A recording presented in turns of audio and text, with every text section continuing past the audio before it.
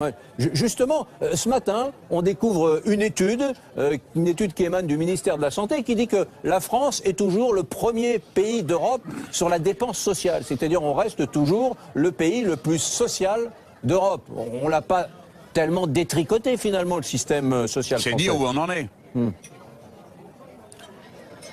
Alors attendez, c'est que tout le niveau de tous les autres est descendu, et nous, le nôtre avec, d'une manière considérable. Rendez-vous aux urgences de n'importe quel hôpital et vous vous rendrez compte de la situation de la santé publique dans notre pays. Alors comme le niveau de protection sociale a baissé partout, il a moins baissé en France qu'ailleurs, mais il a beaucoup baissé, on dit on continue à être la nation la plus sociale. Mais Monsieur Brunet, je vais vous dire une chose, tant mieux. Si nous étions la nation vraiment la plus sociale d'Europe, eh bien ça veut dire que nous aurions une population bien soignée, où les gens ne renoncent pas aux soins, nous aurions une population avec des vraies politiques de santé préventive, on aurait une politique de prévention de la malbouffe qui fasse qu'on puisse en finir avec l'épidémie d'obésité et de diabète qui dévaste le pays, ça serait une bonne chose.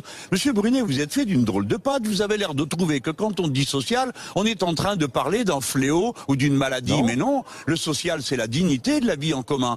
Il faut un peuple dans lequel tout le monde trouve son compte pour que chacun vive bien, je ne dis pas tout le monde de la même manière, mais vivent bien. Donc, monsieur Macron a décidé de terminer le travail, là, avec le système des retraites.